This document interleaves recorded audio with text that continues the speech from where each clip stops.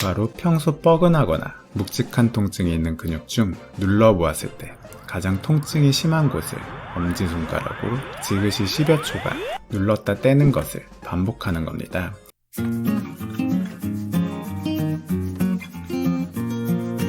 안녕하세요, 덴티장입니다.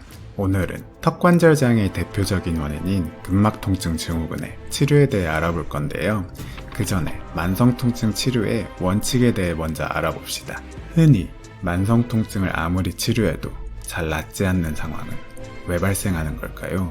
그래프로 쉽게 설명드리면 통증이 만성적으로 존재하는 환자가 있다고 해봅시다.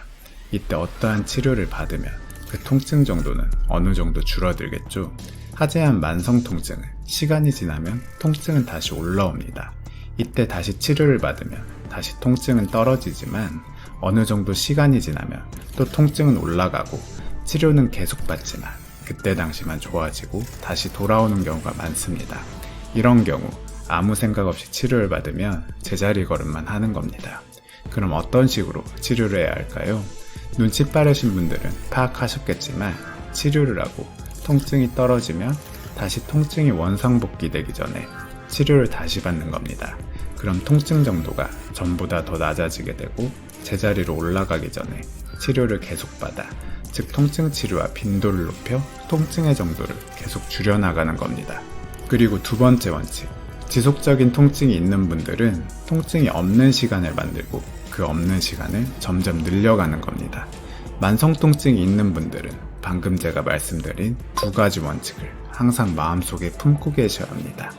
근막통증 증후군에 기여하는 국소 및 전신 요인은 환자에 따라 개별적입니다. 예를 들어 스트레스가 그 질환에 기여하는 주요 부분이라면 그 환자에게는 스트레스 치료법이 주로 요구되겠죠. 그러나 그 중에서도 가장 중요한 것은 발통점을 제거하는 겁니다. 본격적으로 발통점을 제거하는 방법을 살펴보기에 앞서 턱관절 근막통증 증후군의 특징부터 살펴봅시다. 첫째는 근막통증이 있는 근육은 통증을 억제하려는 보호성 근긴장에 의해 2차적으로 턱 운동의 속도와 범위를 감소시킵니다. 둘째는 근막통증 환자는 근육이 가만히 있을 때에도 통증이 있다고 합니다. 그 통증 부위는 연관통이 있는 부위를 포함할 수도 있고요. 아니면 연관통 부위만 있을 수도 있습니다. 심지어 발통점이 잠재 상태가 되면 통증이 사라지기도 한다고 저번 영상에서 설명드렸죠. 이는 근막통증이 다루기 까다로운 질병인 이유이기도 합니다. 셋째는 턱관절 관련 근육이 기능 시, 즉 입을 벌리거나 씹을 때 통증이 증가합니다. 기능 시 발통점 부위가 자극을 받을 때 통증이 증가하는 겁니다. 넷째는 발통점의 존재, 만지면 단단하고 통증에 민감한 부위인 발통점을 느낄 수 있습니다. 그럼 본격적으로 근막통증 증후군을 치료하러 가봅시다. 첫 번째는 스프레이 앤 스트레치인데 말 그대로 차가운 스프레이를 뿌리고 스트레칭을 시키는 겁니다. 근육의 30cm 거리에서 30도 각도로 초당 10cm 속도로 뿌려주는데 TMI였고요. 여기서 차가운 스프레이를 뿌리는 이유는 이러한 차가운 감각이 들어왔을 때 그 부위는 차가운 감각을 뇌로 보내느라 스트레칭을 시킬 때 자칫 느껴질 수 있는 통증을 차단시킬 수 있기 때문입니다. 근육을 최대 길이까지 신장하되 핵심은 통증은 유발되면 안 된다는 점입니다. 그 이유는 통증이 있을 시 보호성 근긴장으로 더욱 심한 근활성이 초래되기 때문입니다. 두 번째는 마사지입니다. 바로 전 영상에서 말씀드린 발통점의 위치를 파악한 후에 술자의 손을 이용하여 지그시 압박을 가해주는 것입니다. 역시 이때도 중요한 것은 통증이 유발될 경우 순환성 근육 통증을 재발시킬 수 있으므로 주의해서 시행해야 된다는 점입니다. 사실 이러한 도수치료, 마사지 요법은 혼자서는 시행할 수 없기에 꿀팁을 하나 설명드리면 혼자 할 수 있는 지압법을 소개해드리겠습니다. 바로 평소 뻐근하거나 묵직한 통증이 있는 근육 중 눌러보았을 때 가장 통증이 심한 곳을 엄지손가락으로 지그시 10여 초간 눌렀다 떼는 것을 반복하는 겁니다. 이는 경직된 근육 속에 통증 유발점이 눌리면서 수축된 근육이 이완되는 원리입니다. 세 번째는 물리치료, 그 중에서도 발통점이 있는 부위에 하는 초음파 치료는 발통 부위에 깊숙한 곳까지 열을 발생시켜 국소적인 근육 이완 효과를 얻습니다.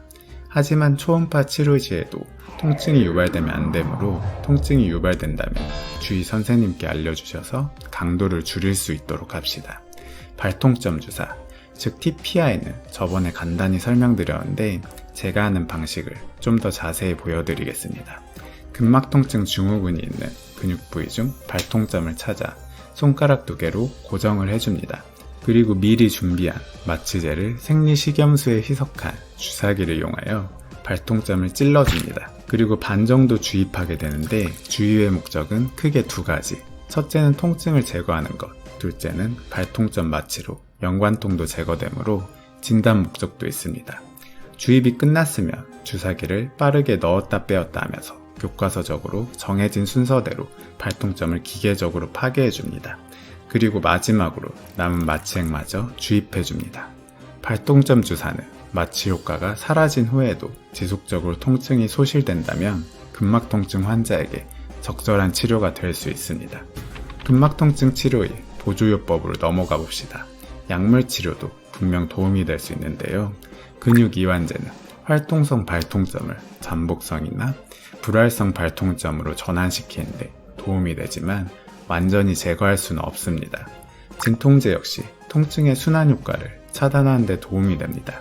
통증의 순환 효과, 즉 악의 사이클과 그것을 끊는 법에 대해서는 제 이전 근육통 영상들에서 많이 설명해놨으니 참고해 주시고요. 만성통증 치료제, 분류상으로는 우울증 치료제로 분류되어 있지만 저용량에서는 의존성도 없고 분명 근막통증 증후군에 도움이 되는 약들이 있습니다. 여러가지 약들의 디테일에 대해서 추후에 따로 컨텐츠를 제작해 보겠습니다. 자세도 근막통증 증후군의 치료에 있어 굉장히 중요한데요.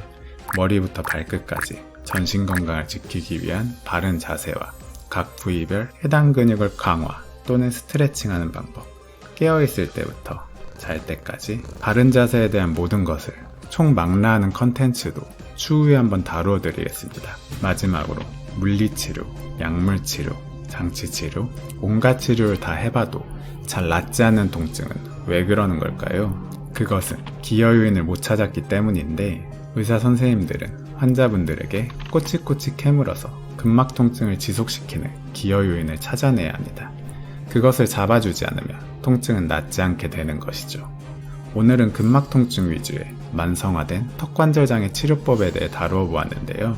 앞으로 차차 관절 자체로 인한 만성 턱관절장애, 그로 인한 교합장애와 안면 틀어짐과 비대칭, 신경통 증상이 동반된 경우와 그 밖에 비전형 안면 통증까지 차차 다루어 보겠습니다.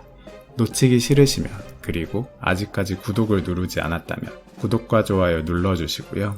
오늘 영상 여기까지입니다. 다음 영상에서 찾아뵙겠습니다. 감사합니다.